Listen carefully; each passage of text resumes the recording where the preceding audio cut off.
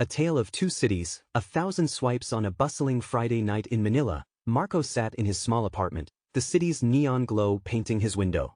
He was a graphic designer, and his days were a blur of deadlines and crowded commutes. Meeting someone new was a game of chance, and he was tired of rolling the dice. So, he turned to the apps. For Marco, dating apps were a necessity born of modern Filipino life.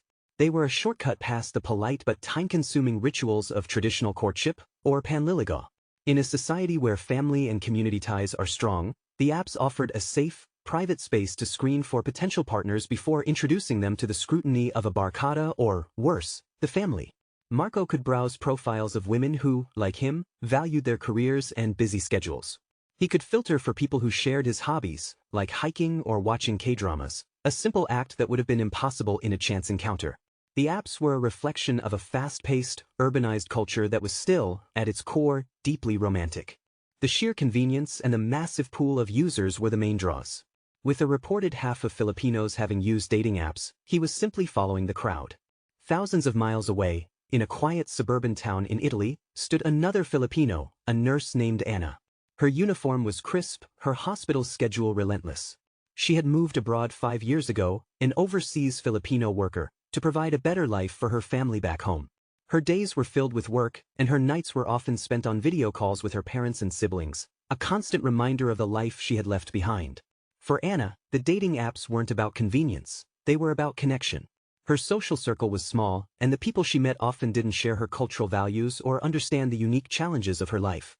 She missed the simple things, speaking Tagalog with a partner, sharing a home-cooked Filipino meal, or just feeling understood.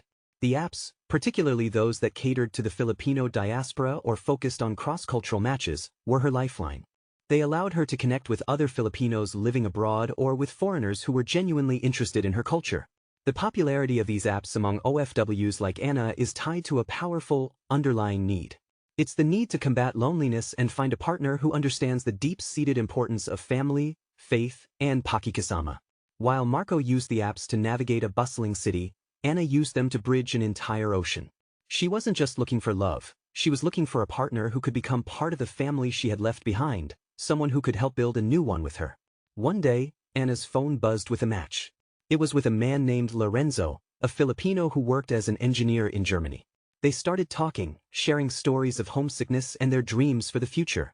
They didn't have the luxury of a coffee date down the street. Their courtship happened across time zones, powered by late-night video calls and messages sent in the quiet hours. But their connection, born from a shared history and a mutual understanding of what it meant to be away from home, was as real as any that started in a crowded mall in Manila. The story of dating apps in the Philippines is not a single narrative. It's a tale of two different needs. For those at home, it's about modern efficiency in a traditional society. For those abroad, it's about an essential quest for cultural and emotional connection. Both groups are swiping, but for very different reasons, united only by the universal human desire to find love and a sense of belonging. Dating apps have become a hug part of the modern world, and their growth is due to many different factors. It's not just about technology, but also about the changes in our lifestyles and cultures around the globe. Here are the main reasons why dating apps are so popular and who the primary users are. Why dating apps are popular worldwide: convenience and efficiency. Dating apps make the search for a partner fast and easy. Instead of relying on social events, people can browse profiles from the comfort of their homes, during their commute, or on a work break. This is perfect for those with busy schedules. A wider range of choices. The apps give users access to a much larger pool of people they wouldn't normally meet in their daily lives. This is especially valuable for people in smaller communities or those looking for a partner with specific interests or backgrounds.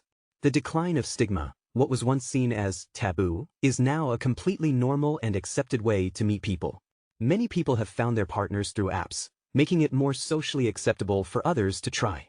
Aiding the shy. For people who are more introverted or shy, it's often easier to start a conversation through text than in person. Apps provide a low-pressure way to get to know someone digitally before deciding to meet face-to-face. Connecting across distances. Because of their global reach, dating apps make it possible to build long-distance relationships and find partners in other countries. This is especially popular among people who travel frequently or those in the Filipino diaspora. Who are the main users? While all kinds of people use dating apps, some groups show higher rates of usage. Younger generations, millennials and Gen Z, are the largest user groups. They grew up with the internet and smartphones, so they are generally more comfortable with the idea of online dating. Singles in urban areas. Dating apps are more popular in cities, where there is a larger concentration of single people and a faster pace of life. The LGBTQ+ community. Dating apps have become a vital tool for the LGBTQ+ community to connect with each other, as they provide a safe and expanded space to meet people with a similar orientation. People seeking various types of relationships. People are not just looking for love on these apps anymore. Some are looking for long-term relationships, while others are looking for casual dating or even just friendships. The apps offer users the freedom to define what they're looking for.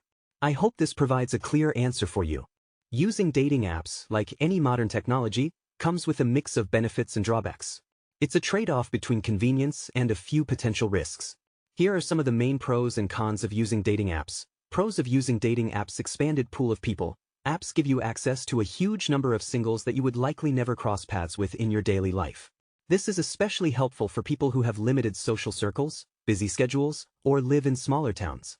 Convenience and efficiency. You can browse potential matches from the comfort of your own home, on your own time. This saves the time and energy of going out to bars, clubs, or social events with the sole purpose of meeting someone.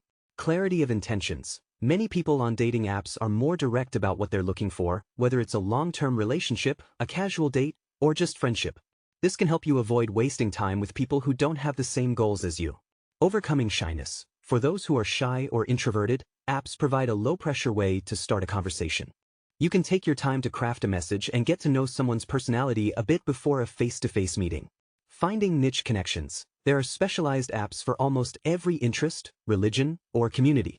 This makes it easier to find someone who shares your specific values, hobbies, or background. Cons of using dating apps: superficiality. Apps often prioritize a person's photos and a short bio, which can lead to superficial judgments. People might get so focused on looks that they overlook a genuinely great person they might have clicked with in real life. The risk of misrepresentation. It's common for people to use old photos, heavily edited pictures, or even fake information on their profiles. This can lead to a feeling of disappointment or a lack of trust when you finally meet in person. Choice overload and burnout. Having an endless supply of potential matches can lead to what's called decision fatigue or swipe fatigue. It can feel overwhelming and make it harder to commit to one person because you feel like there might always be a better option waiting for you. Emotional toll. Rejection can be a lot more frequent on dating apps, often in the form of ghosting. This constant cycle of swiping, matching, and getting rejected can negatively impact a person's self-esteem and mental health. Safety concerns. While most people on dating apps are genuine, there is always a risk when meeting strangers online. Users need to be cautious about scams, fake profiles, and arranging to meet in a safe, public place. Ultimately, dating apps are a tool, and their value really depends on how you use them and what you're looking for. They can be a fantastic way to expand your social circle, but it's important to be aware of the potential downsides. Thank you so much for watching this video. If you enjoyed it and want to see more content like this, the best way to show your support is by hitting that like button and subscribing to the channel. Your support truly helps me continue to create these videos, and by joining our community, you'll be the first to know when a new video is out. I really appreciate every single one of you, and I'll see you in the next one.